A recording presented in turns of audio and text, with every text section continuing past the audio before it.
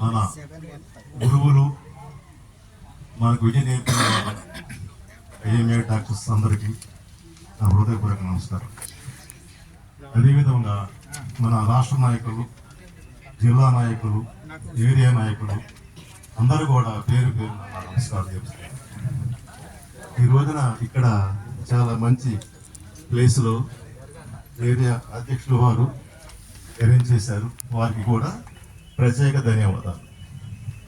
మన గ్రామీణ వైద్యులు అంటే మన కుటుంబం. ఈ రోజున ఇక్కడ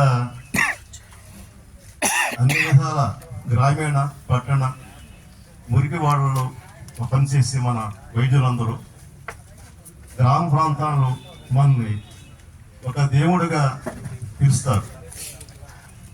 ఇప్పుడు కాదు ఈ విషయం, గత 60 ఏళ్ల బట్టి ప్రతి గ్రామంలో ఒక పూజారి వైద్యులని, ఇంకా హోమియోపతి వైద్యులని ఆ రోజుల్లో వైద్యం చేసి గ్రామీణ వైద్యులుగా పేరు పొంది ఎన్నో మందులను పొందినారు. అదేవిధంగా ఇప్పుడు మనం 45 సంవత్సరాలు బట్టి చాలామంది మిత్రులు 10th క్లాస్, ఇంటర్మీడియట్, బీకామ్ చదివి సరైన ఉద్యోగం లేక ఈ వృత్తిని ఎంచుకొని గ్రామీణ ప్రాంతాల్లో వైద్యం చేస్తున్నారు. అది మనందరికీ తెలిసిన విషయం.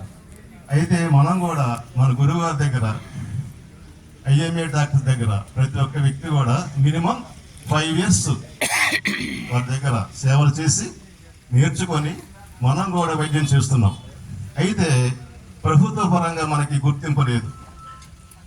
మన డాక్టర్స్ దగ్గర నేర్చుకున్న విషయాలే మనం అధ్యయనం చేసుకొని వైద్యం చేస్తున్నాం. కాబట్టి మనం ఏ పరిధిలో మనం వైద్యం నేర్చుకున్నాము అనేది మనం తెలుసుకొని మనకి ఫస్ట్ ఎయిడ్ వరకే పరిమితంగా ఉండే వైద్యం చేసి ఇప్పటికి కూడా మన రాష్ట్రంలో మన గ్రామీణ వైద్యులు ఎక్కడో ఒక చోట అతికి మించి వైద్యం చేయటం వల్ల ఈ పేపర్లో పడటం కానీ టీవీలో చూడటం జరుగుతుంది. మనకన్నా కూడా ఎక్కువ తెలంగాణ ప్రాంతంలో జరుగుతున్నాయి. కాబట్టి అది మనకు అవసరం. ఎందుకంటే వాళ్ళు పరిధి మించి వైద్యం చేస్తున్నారు కాబట్టి వాళ్ళు పేపర్ ఎక్కుతున్నారు. మన రాష్ట్రంలో అలాంటిది లేదు. అదిగాక మన చెప్పాలంటే ఒక రకంగా ఉమ్మడి కృష్ణా జిల్లాలో అస్సలు లేదు. ఎందుకంటే మనం 40 ఏళ్ల బట్టి అసోసియేషన్లో ఏర్పాటు చేసుకొని అసోసియేషన్లో ఎంతో అనుభవం గల నాయకుల దగ్గర మనం నేర్చుకొని మేము కూడా ఒకప్పుడు మీలాగా కూర్చున్న వాళ్ళమే.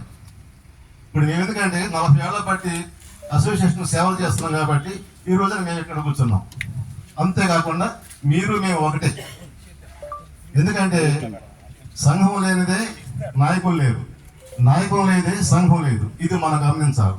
ఎందుకంటే ఇలాంటి స్థితి ఏర్పడడానికి కారణం సంఘం అంటూ ఉండాలి.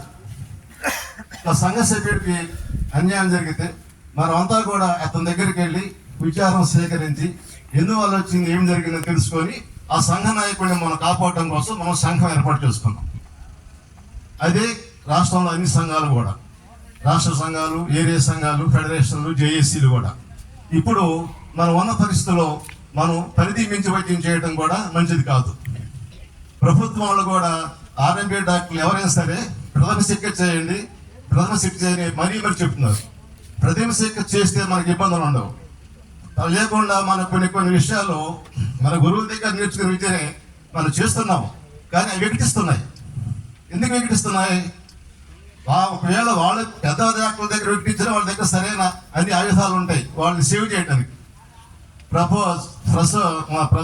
ఇప్పుడు ఒక కార్డియాక్ ఆస్తమా ఉంది. ఒక కార్డియాక్ ఆస్తమాకి మనం వైద్యం చేయకూడదు. సహజంగా మనం డెరిఫ్లిన్ ఇస్తుంటాం, ఏ బెట్నసాలు ఇస్తుంటాం.